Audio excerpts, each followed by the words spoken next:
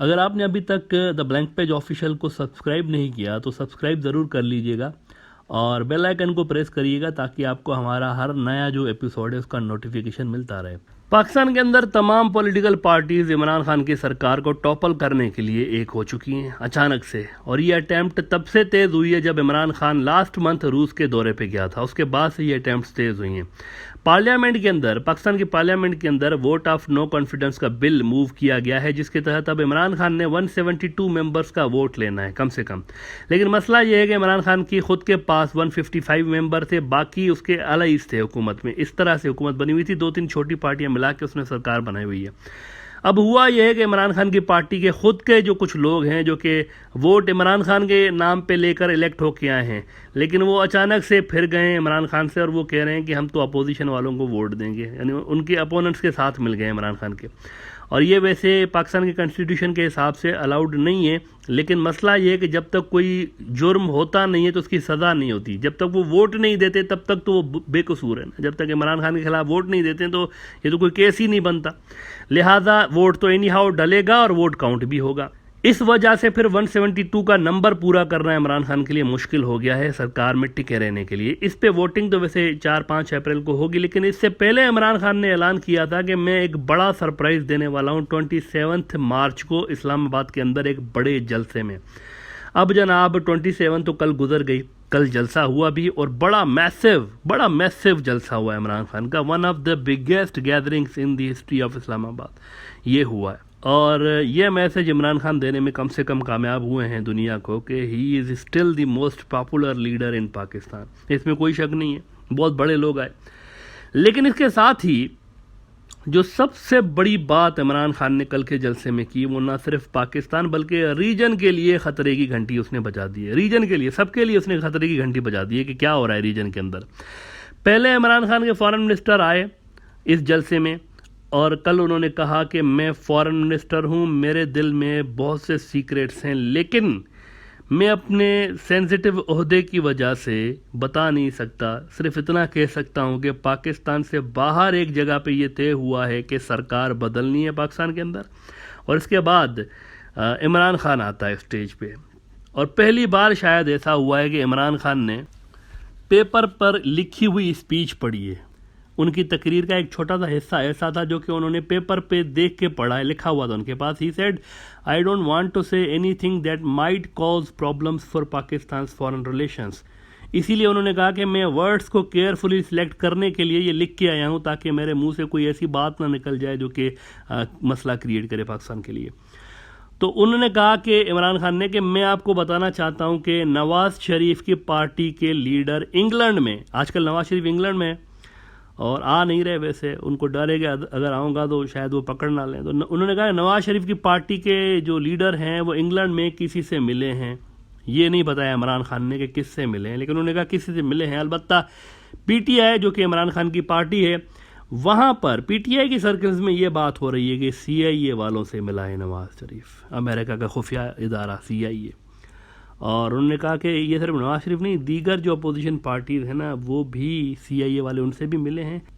और इमरान खान ने कहा कि हमें रिटन में ये भी धमकियां मिली हैं बाहर की पावर से कि आप हट जाएं, आप उतर जाएं, स्टेप डाउन करें। और उन्होंने कहा वो लेटर मेरे पास मौजूद है। और उसने कल जलसे में इमरान खान ने अपनी जेब से वो लेटर निकाल के दिखाया भी। बड़ा एक फिल्मी किस्म का सीन हुआ है कल वहाँ पे।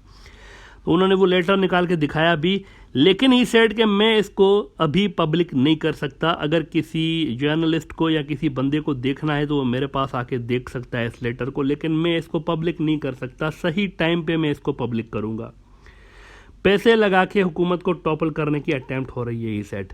और उन्होंने कहा कि मकसद ये है कि पाकिस्तान की फॉरेन पॉलिसी चेंज हो जाए, फॉरेन पॉलिसी चेंज हो जाए। अगर आप देखें इस वक्त पाकिस्तान की फॉरेन पॉलिसी क्या है, प्रो चाइना है, तो इसका मतलब ये हुआ ना कि प्रो अमेरिका फॉरेन पॉलिसी होनी है, इसीलिए ये सब कुछ हो रहा है। अब बहुत से एनालिस्ट कह रहे हैं कि ये कोई सरप्राइज़ नहीं था, मतलब वो इसको शॉर्ट टर्म में छोटे से हिस्से को देख रहे हैं। उनको ये था कि भाई इमरान खान अपोजिशन के बहुत सारे लोग हो सकता है कि अपने साथ लेकर आ जाए कि देखो ये सारे मेरे साथ हैं वगैरह वगैरह। ये छोटी सोच है, 2 टके की 2 कौड़ी की सोच है। इमरान खान ने जो बात की है ना वो बहुत बड़ी बात की है और मुझे उसमें एक बहुत बड़ा विंडो नज़र आ रहा है जहाँ से सिस्टम की तब्दीली के आसार भी नज़र आ रहे हैं।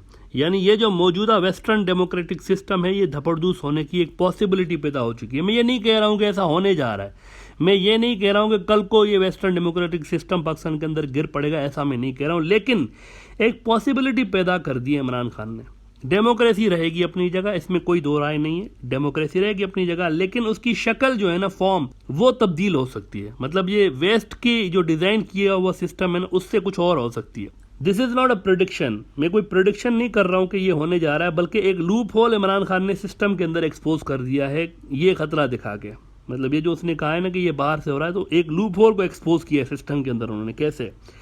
देखिए, अगर वो कह रहा है ना कि 3 बड़ी अपोजिशन पार्टियों ने बाहर से पैसे लेकर सरकार चेंज करने की अटेम्प्ट की है, और फ़र्ज़ करें अगर उसकी सरकार गिर जाती है इमरान खान की, और वो पाकिस्तान में सुप्रीम कोर्ट चला जाता है, प्रूफ्स लेकर चला जाता है, जिनके लिए वो कह रहा है कि मेरे पास हैं प्रूफ, तो पाकिस्तान के कॉन्स्टिट्यूशन में, मैं ये आपको बता दूं, और इस तरह बहुत सारे लोगों का ध्यान ही नहीं गया, एक क्लॉज है स्पेशल किस्म की पाकिस्तान के कॉन्स्टिट्यूशन में, और वो क्लॉज ये है कि अगर कोई सियासी जमात, पॉलिटिकल पार्टी बाहर से पैसे लेके इस तरह के अटैम्प्ट्स करती है, तो वो पॉलिटिकल पार्टी ही धपड़धूस हो जाएगी, डिसॉल्व हो जाएगी, और उसके तमाम के तमाम मेंबर्स डिस्क्वालीफाई हो जाएंगे।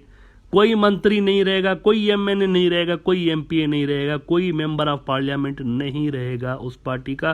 खत्म, दी एंड। यानी कि पूरी की पूरी अपोजिशन भी धपड़धूस हो सकती है अगर इमरान खान ये साबित करने में कामयाब हो गया। तो ये ऐसी चीज है जिससे इमरजेंसी भी डिक्लेयर की जा सकती है। तो ये सारी पॉसिबिलिटीज हैं, ये बहुत बड़ा लूप होल इमरान खान ने सिस्टम के अंदर एक्सपोज कर दिया है। और वो जो मैं कहता रहता हूं कि चाइना के उभरने से वेस्टर्न डेमोक्रेटिक सिस्टम्स डाउन होंगे दुनिया के अंदर, क्योंकि ये अमेरिका को ज़्यादा सपोर्ट करते हैं और वेस्ट को। अब देखें ना वो कैसे बंदों को ऊपर उठाते हैं, नीचे करते हैं, इसको ले आओ, उसको गिरा दो, ये बड़ा आसान है उनके लिए इस सिस्टम के तहत।